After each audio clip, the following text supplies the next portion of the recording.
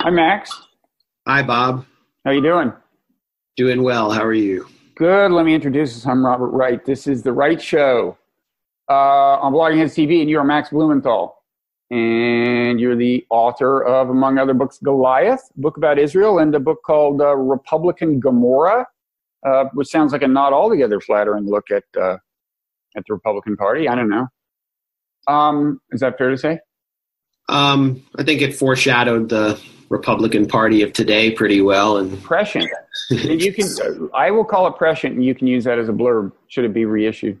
Yeah, it should be reissued, but it probably won't. And I hear you can get it used for 50 cents. So okay, well, I'm calling it prescient.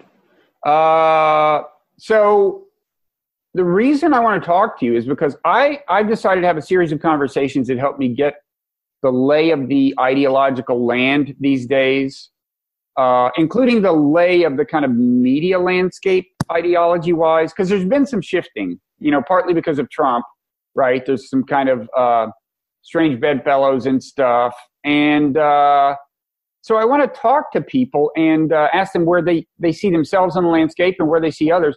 And relevantly, you have a new podcast that you just started called Moderate Rebels, co-hosted with Ben Norton.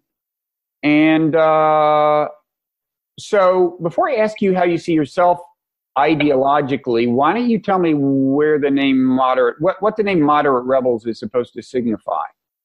it was kind of, a sort of tongue-in-cheek name referencing the label deployed by the American national security state and the kind of Beltway commentariat that supported intervention in Syria to market the Salafi jihadi insurgents as moderates so that the CIA could embark on this billion-dollar operation to arm them and basically drive a country into ruin and spawn a massive refugee crisis that's put enormous pressure on Europe. And, so I think the term moderate rebels and just the farce that it speaks to really helps outline the sensibility of our podcast and the kind of, targets we're going after. Okay, so it's safe to paint you as a skeptic of the bipartisan foreign policy consensus. To put it lightly. Now, here's an interesting question, I think. Does that by itself put you on the left? Or, you may be on the left for other reasons, but does this position put you on the left? Well, it puts me on the left, and it makes it, increasingly impossible for me to, build kind of partnerships or coalitions with self-identified liberals. And this is, I think not a new development, but it's a trend that's consolidated itself in the Trump era.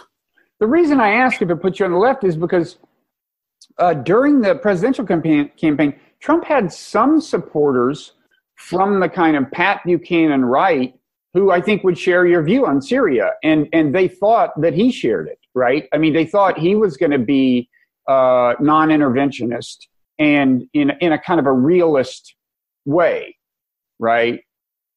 Yeah, that conversation requires, an analysis of how the Trump administration was basically handed over to the bipartisan foreign policy consensus. I think that's one of the stories of the year that hasn't really been told by any mainstream publication, at least.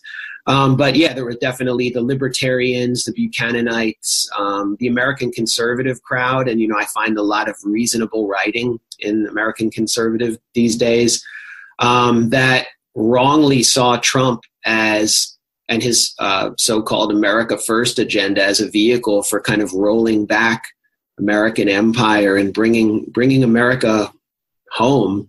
For me, someone from the left, it's about, a massive reinvestment in, public infrastructure and the people of this country, especially, the working class and people who have been driven into poverty. And the only way that that's going to be able to happen is if the military budget is massively, massively reduced. And, we just saw with the last NDAA, almost a near record budget busting NDAA of $700 million. Bill Harding has demonstrated that over half of that money is going to go to private contractors. So, Trump's America First agenda has basically been reduced to some kind of opposition to TPP. And it was, if you watch the panels at Davos last week, it was really the only thing about his agenda that seemed to rankle the global elite. Okay. Now, who are some other known people that you would put roughly in your camp on these issues, and maybe in a more broadly ideological way? But I have some suggestions. It would seem to come to mind, but why don't you go first? I really, it's going to make this conversation not very good viewing if I'm going to have to call up names. Let me ask you. Do you see? Go on. No, go ahead. Go ahead. I don't know. The most obvious one would be Glenn Greenwald, although right. He's more outspoken about some issues than I about others. Mm-hmm. But that would be the most recognizable name for people watching this. And did you see this thing that was written by what's his name for Vanity Fair, James Wolcott, where he I guess he kind of coined the term alt-left? Yeah, I did.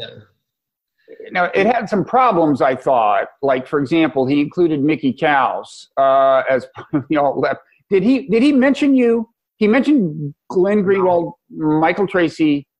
Yeah, he mentioned, Mark Ames and a bunch of people I respect, people who've basically been consistently principled through this era when most self-identified liberals have kind of stepped away from a lot of the beliefs that I thought characterized traditional Schlesingerian liberalism, and brought back the kind of Americans for Democratic Action, Cold War liberalism. And really what Wolcott was doing was trying to establish a false equivalency between the white supremacist, white nationalist alt-right and the alt-left that supported Bernie Sanders, that believes in socialism, that's anti-imperialist. And so it was an absolute slur across the board.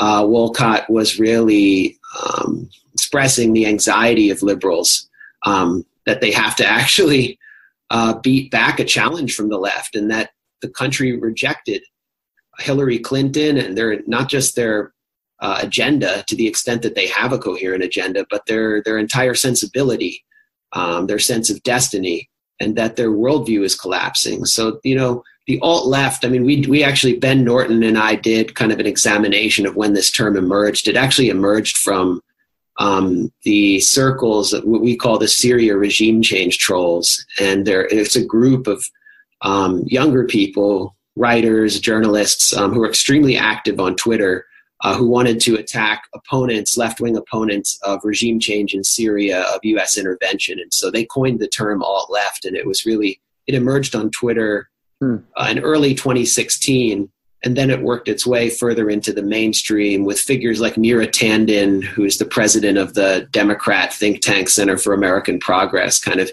using it as an insult against Bernie Sanders supporters. And, Trump finally brought it to the mainstream media. I believe it was his press conference on Charlottesville, one of the most shameful episodes of the Trump era, when he attempted to conflate the alt-right marchers in Charlottesville with what he called the alt-left. I missed that. Did he use the term alt-left? And did he? What? He used a term that emerged from liberal interventionist and beltway liberal establishment circles to smear the people who had rallied in Charlottesville against the fact that white supremacists and gun-toting Nazis were marching through their town. And James Wolcott was someone who should be really ashamed of that. So Trump was using it to disparage the critics of the Charlottesville march. Yeah, and to draw false equivalency between both sides, who he said both had good people and both had bad people. Now, it seemed to be the keystone of Wolcott's analysis, such as it was. And again, the fact that he brought Mickey Kaus into it kind of blows the whole thing apart. Calling it anything left, if you're going to include Mickey in it. But the keystone of the analysis, aside from that might arguably apply to everybody else, was and maybe to Mickey, was a skepticism about the Russia investigation, or a form of skepticism that was not found among liberals broadly, right? Yeah. So that you and Glenn and Michael Tracy kind of share some of that. Yeah, absolutely. And I think that's really, you're touching the third rail when you express skepticism about Russian collusion.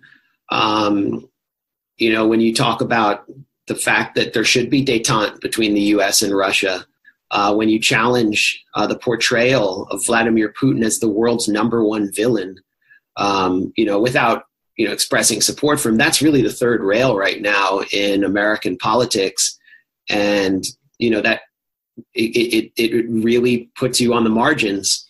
And the whole Russiagate narrative for me has really exposed these kind of techno-solutionist liberals who believe in facts and objectivity in opposition to fake news, who consider themselves part of the reality-based community and spend their Saturday nights laughing at the middle American rabble who support Trump and laughing at Trump on SNL. It's really exposed them as just as suggestible and easily duped as the Alex Jones conspiracists and the Tea Party crowd that they hold in so much contempt, because they're really operating without any clear, concrete evidence of Russian collusion. And beyond that, they have adopted a Cold War narrative and are right now fuming about the fact that Trump's State Department has refused to impose new sanctions. I never thought that sanctions were such a great idea, especially after already imposing them based on the thinnest read of evidence about the hacking of the DNC servers. I mean, that's a separate conversation, but what it says about liberals to me is really telling. There aren't really any clear foreign policy principles there. There's no analysis of Russia and its role in the world, and particularly in its region. There's no demand for real evidence. All there is are partisan imperatives and a kind of sensibility, an anti-Trump sensibility. Well, tell me this. I think, some critics of the so-called alt-left, on this issue, would see the... You mean can we call it the left or the traditional left? Yeah, if that's what it is. I'm fine with that. Critics... Because there is no alt-left. Right, okay. Critics of leftist skeptics of the Russia investigation. Some of them would attribute the skepticism to some kind of long-standing leftist sympathy for Russia that goes back to when Russia was communist or something. Now, I assume that's not the connection between the skepticism and leftism that you see, right? You see the skepticism as growing out of your leftist position, but in a different way, presumably. I think there, are different reasons people are skeptical, but I can argue the evidence. Having said that, in many ways, I'm sympathetic to Russia's foreign policy in Syria, in Crimea and Ukraine. They had NATO knocking on their doorstep after a coup, which has clearly brought neo-Nazi elements out into the open. In Syria, Russian intervention, along with Iran and Hezbollah, has saved a stable state from collapse, basically saved Lebanon, saved a complete collapse of the Middle East. And Russia's intervention was triggered by a U.S.-led proxy war. So, we also have to look at Russia's position in the world. I'm not sympathetic to, the party of Vladimir Putin, United Russia, which, represents, many conservative impulses that have become popular in Russia because of the collapse of the Soviet Union. And liberals feel that way too. They don't like the anti-LGBT stuff. A lot of liberals are, they don't like Vladimir Putin's image of this, burly, virile guy who goes out in the woods with his shirt off. But this is what you've gotten because of the policies of Bill Clinton, because of the desire from the United States to collapse the Soviet Union. And there is a sympathy on the left for frontline socialist states like from Venezuela particular Venezuela and Cuba, for example, that resist U.S. empire. Well, yeah, but Russia's not really socialist anymore. Russia is not socialist, but it's still part of a multipolar world that millions and millions, billions of people want to see. And so really what it comes down to is not any ideology. Like, there's no ideological rift between Russia and the United States. They're both running along neoliberal lines. And that's, thanks to the United States. We made Russia like us. And if you want to call Russia a kleptocracy, we'll look back at what we did to it in the 1990s when Larry Summers was writing their economic shock therapy policies and triggering 3 to 5 million excess deaths.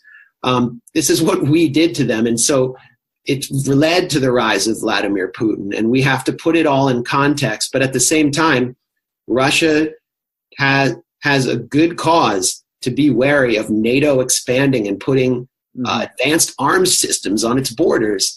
And if you believe in a multipolar world where the United States doesn't control everything, then you are naturally going to be not just, it goes well beyond the Russiagate investigation to the implications of a hostile policy to Russia, because you believe in détente, you believe in diplomacy, you believe that that China has a right to be concerned about the American Navy putting pressure on its own shipping lines in the South China Sea. You respect other countries' sovereignty. And so this is in many ways where the left is coming from. And beyond that, we also have to look at what U.S. empire has done to the world in recent years, what the bipartisan foreign policy consensus has done to the world in recent years, and how the anti-war left has been neutered since the Bush era, particularly under Obama. I mean, one of the key interventions was Libya, and I wasn't vocal about it. I really regret that. And I fell for the Syrian operation early on, like so many other people. And now we see the effects of it. There are open-air slave markets in Libya. The country's divided between warlords, refugee crisis, which Gaddafi had warned European leaders about, has triggered the rise of the far right in Europe. And the center left has no response to it at all. And it's that same center left that supported all these interventions. And they're walking blindly into this conflict with Russia to fulfill partisan imperatives. So, it's really the role of people on the left to look at the world as it is, to put ourselves in the shoes of people who are not Americans, who have their own interests, and then to warn people in this country of what could come next if we go down this road of endless conflict with a nuclear power that has the second-ranked military in the world. Well, the reason I keep getting back to the question of whether that part of it should be called left is a lot of what you're saying would characterize a right-wing realism in foreign policy. Understand the perspective of the other people. You understand that they consider their sovereignty sacred, just as we do. Respect stability as an important thing. Notwithstanding qualms you may have about human rights or whatever within a country's borders, just recognize that violently destabilizing a country carries very human risks of its own, and so on. So a lot of that is characteristic of the right. Well, not much anymore, but I mean, there was and is to some extent a strand of realism on the right, as we alluded to. Now, when I said, in what ways is your skepticism of the investigation rooted in a leftist kind of tradition, I thought one thing you might say is, which is sometimes said, and Glenn Greenwald I think says is like, wait a second, we on the left, supposedly including liberals generally, have had a certain skepticism of the FBI, of evidence that is leaked from the CIA, the FBI, whatever the security apparatus, and we shouldn't take these things at face value. And I assume you'd say that too. But in any event, I want to distinguish between kind of two dimensions of this issue. There is, on the one hand, there is skepticism about whether the investigation will really turn up some sort of elaborate conspiracy. And in theory, you could turn out to be right or wrong about that. But then there is also a view about how menacing Russia inherently is and the extent to which we ourselves have exacerbated relations with Russia. So in other words, there's that view of kind of the FBI and everything, and then there's the foreign policy issue. And I guess my point is, if you turned out to be wrong about the investigation, and there really was an incredibly rich conspiracy going on and a quid pro quo, and Trump said, look, if you'll give us these emails, we'll change our Ukraine policy and blah, blah, blah, you would still hold the view you hold about how we should be handling Russia in international relations, right? Yeah, I mean, that's why I front-loaded the foreign policy aspect of the discussion in our conversation, because even if, and I highly doubt that there will be any concrete evidence of an elaborate conspiracy by Trump and the Russian FSB and GRU and Putin to subvert the American electorate in favor of Trump. But if there is, we can still say that for the sake of humanity, there still has to be détente and diplomacy between two nuclear powers who are right now heavily involved in the Middle East and in Eastern Europe. And, you know, a conflict could be triggered at any moment or escalate at any moment in Donbass. There are negotiations over Syria right now in Sochi. This is what we have to be concerned about. This is about humanity. Then beyond that, let's talk about the DNC leaks. You know, what emerged from them?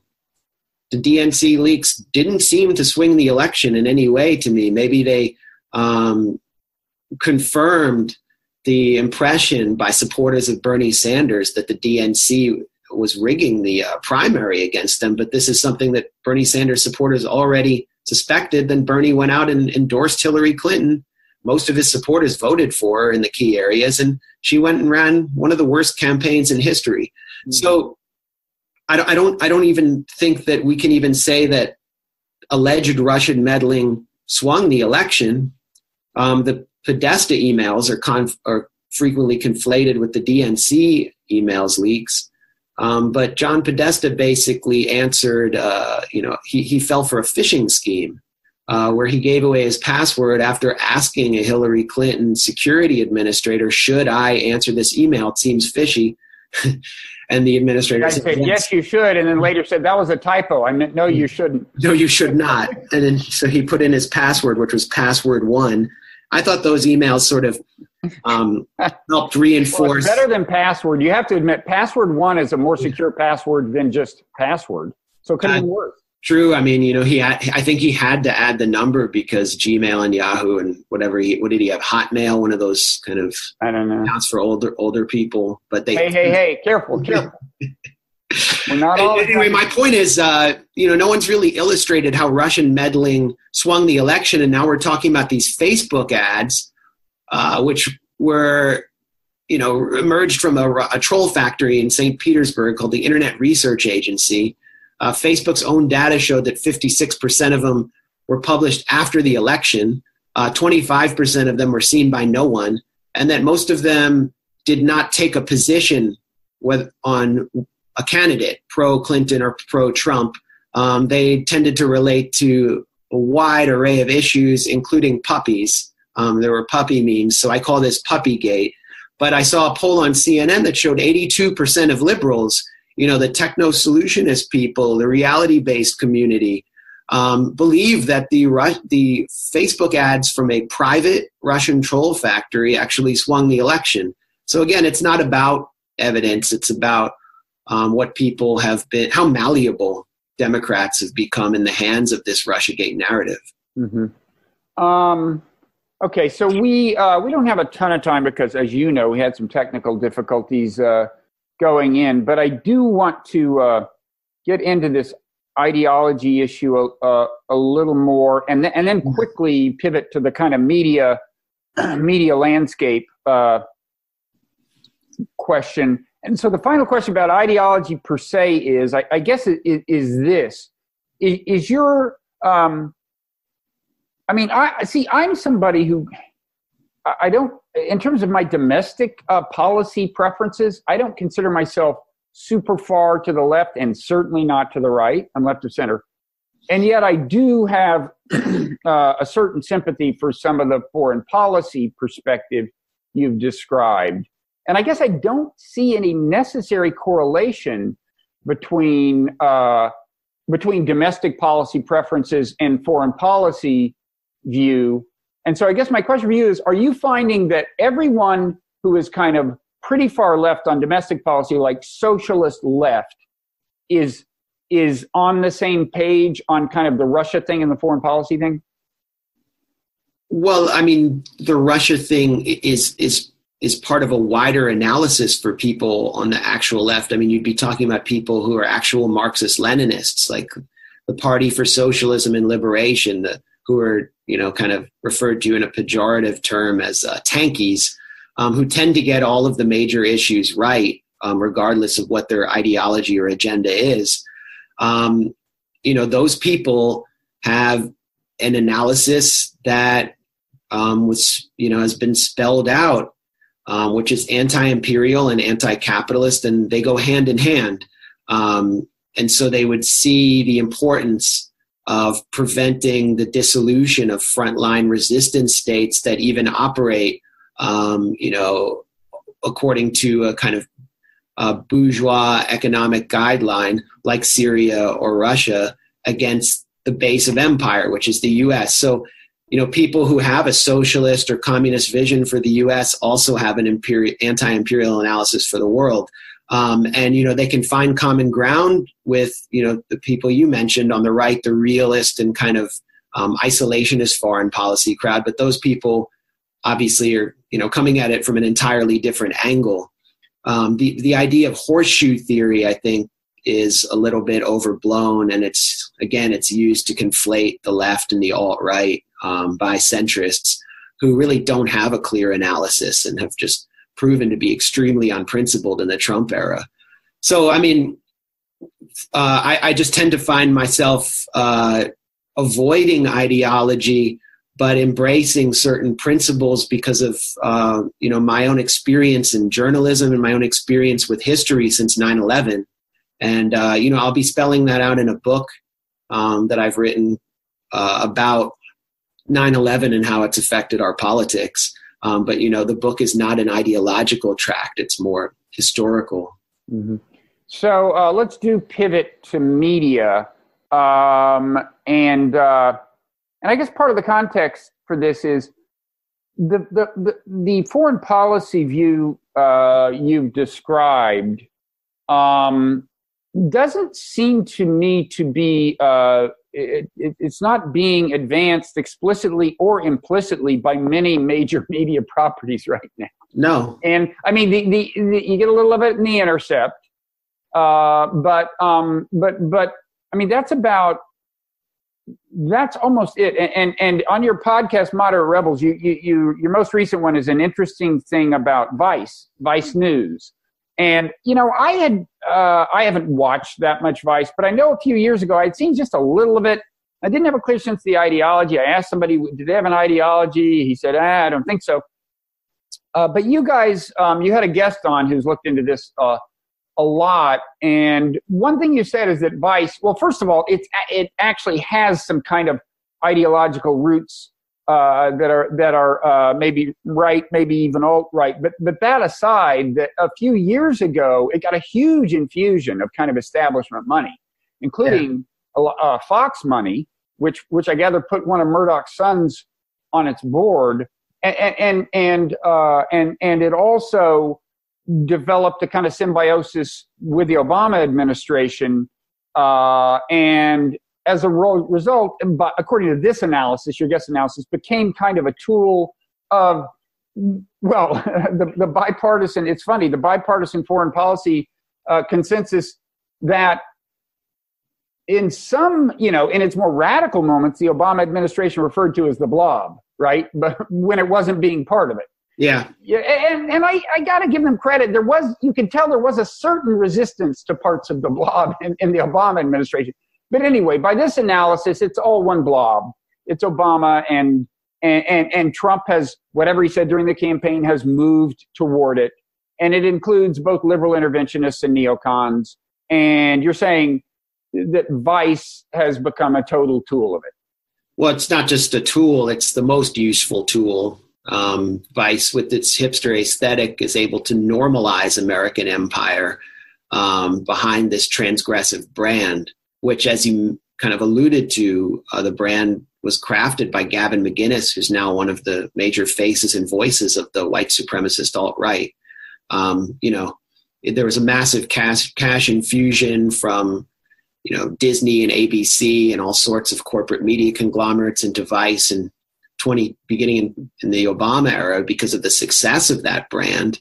And Obama's deputy chief of staff, Alyssa Mastromonaco, came over as the chief operating officer of Vice, brought Joe Biden into the office in Brooklyn 2 days later. And, meanwhile, you have all this young talent coming through there who are pushing regime change in Vice documentaries like A World in Disarray, which is based on the book by Richard Haas, who's the head of Council on Foreign Relations now, but he's someone who said that, we need to support, in his own words, American empire after 9/11, the advancement of American empire. So it's never been more naked, but Vice's brand has brought it a lot of support and made it this kind of insidious instrument of what I call American regime media. And, it's just dangerous being in this country right now from a political or intellectual point of view, because Americans, especially Americans in my generation and younger, have been cultivated to believe that they live in a real democracy,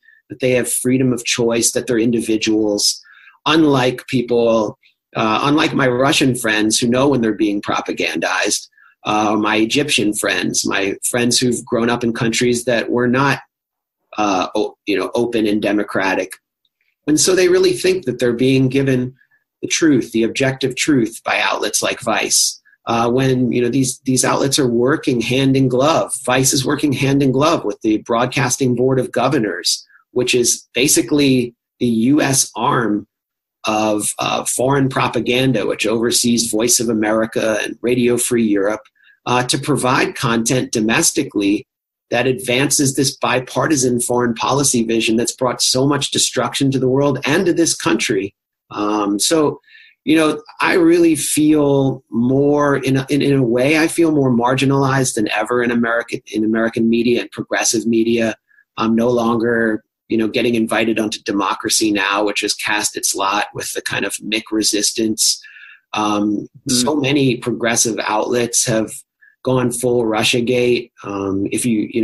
There are internal battles in outlets like The Nation, which have attempted to resist the Russiagate narrative, where the liberal factions are actually trying to get certain people fired.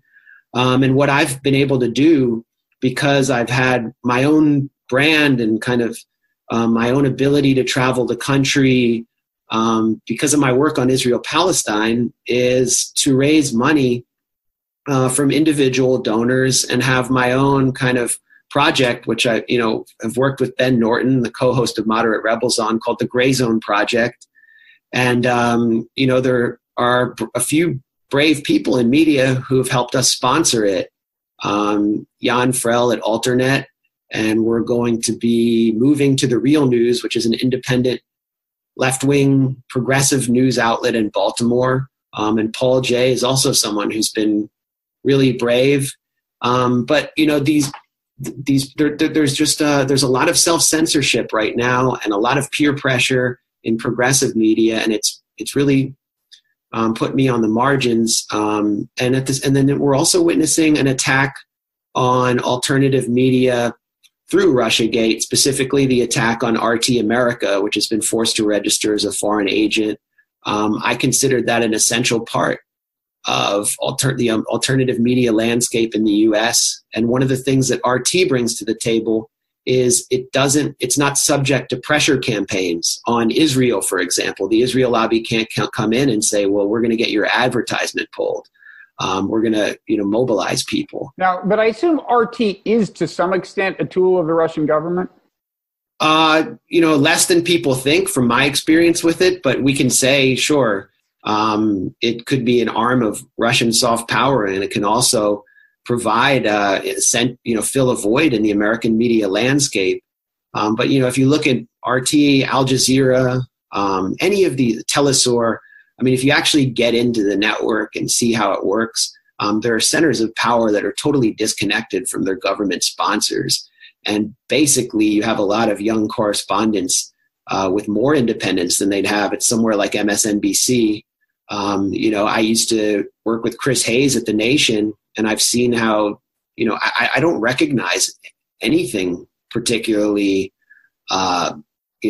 left-wing about his show. And I know he's probably individually someone who would agree with me on a lot of things, but when you go into Comcast or you go into Time Warner at CNN or you go into the Bezos Post, the Washington Post, you're under management control. And it just doesn't work that way when you're at RT America, Telesur, or even Al Jazeera English. So, I think these networks are going to find themselves under increasing attack because the element that we've been talking about this whole time, this bipartisan establishment, but particularly the center left, is defending its narrative against all of these challenges. And the only way at the end of the day that it can preserve its control over the narrative is by appealing to state authority.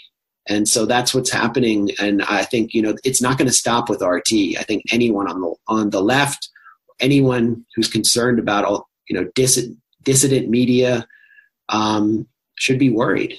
I think there's another dynamic at work that may be related and overlap with what you're talking about, which is that being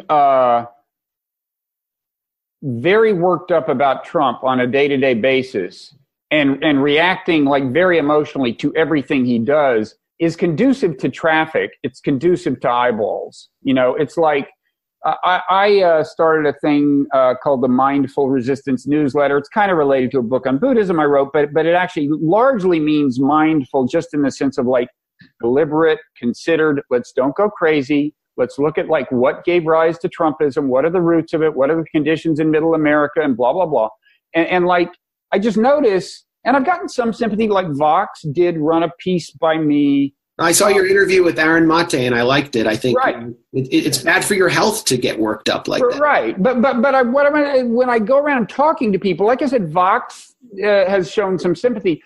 But with that exception, when I talk to media outlets about that very approach, there's a resistance to it that I think has something to do with the fact that the more worked up they get, the better their traffic. So I think there's maybe a little less. Let me, since we're running out of time, let me ask you if I can give you a quick kind of pop quiz that it's not a pop quiz, but that I didn't warn you about, so you don't have to take it. But I was just going to mention several websites that are prominent, Daily Beast, BuzzFeed, things like that. And if you pay more attention to this than I do, but if there's anything distinctive you can say about any kind of implicit or explicit foreign policy ideology, say it. And if not, fine. Or if it's all just part of the blob from your point of view, you can just say blob. That can be the default answer, meaning somewhere in the neocon to liberal interventionist zone. But whatever you want to say just briefly about, like, for example, the Daily Beast. Neoconservative foreign policy coverage is heavily influenced by Michael Weiss, who has been a U.S. government contractor and a major promoter of the Russiagate narrative and regime change in Syria and permanent warfare in general. Mm-hmm. Okay, and I should say, anyone who you name who begs to differ and wants to come on and talk to me about it, I'm all ears. They can have their day in court. But BuzzFeed, BuzzFeed is like silly putty, reflective of the liberal sensibility, but no particular principles. And I've been smeared there for challenging the pro-Israel narrative by one of their major reporters, so I don't hold it in particularly high esteem.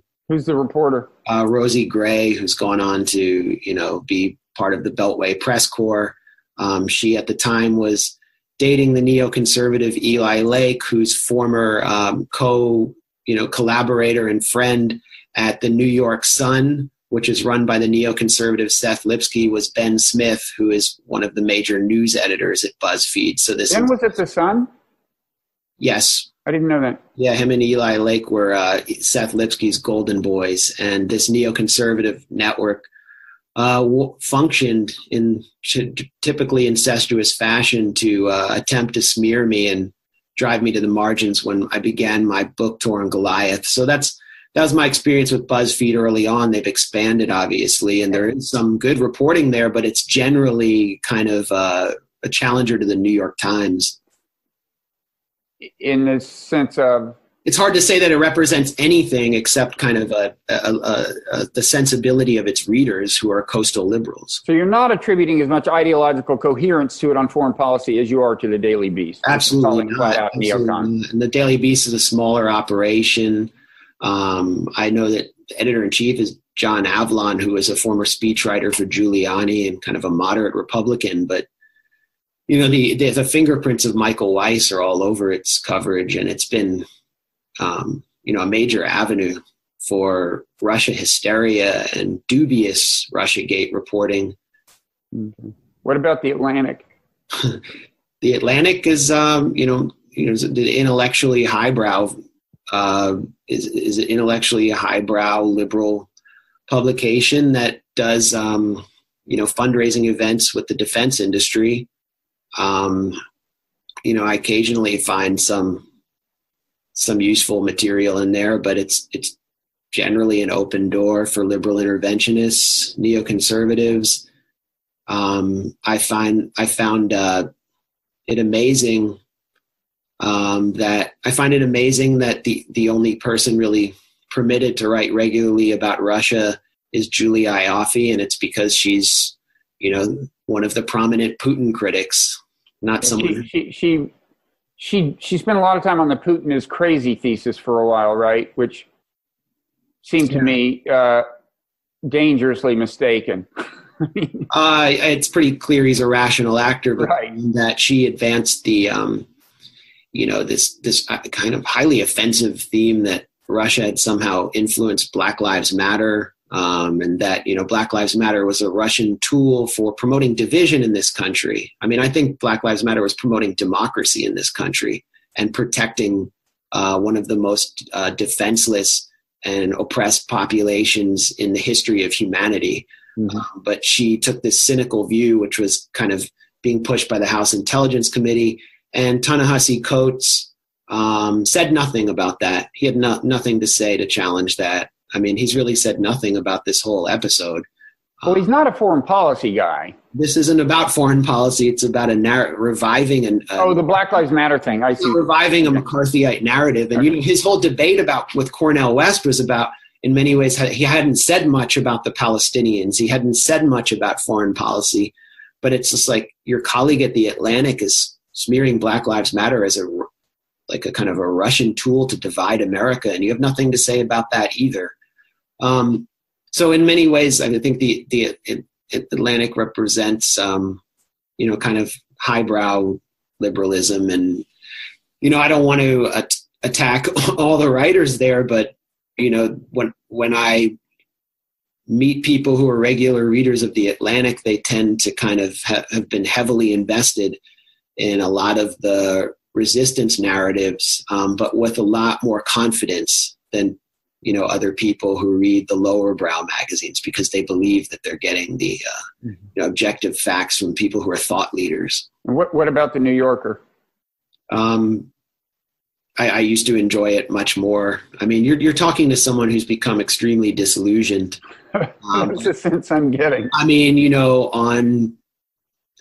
on issues like Syria and Russia. On Syria, the New Yorker was basically hyping up all of the U.S. government and UK-funded regime change operations in rebel-held territory to push for an American intervention around Aleppo. I was kind of dismayed by that. I mean, there's a case of editorial dereliction when they're not identifying sources as U.S. government-funded operations.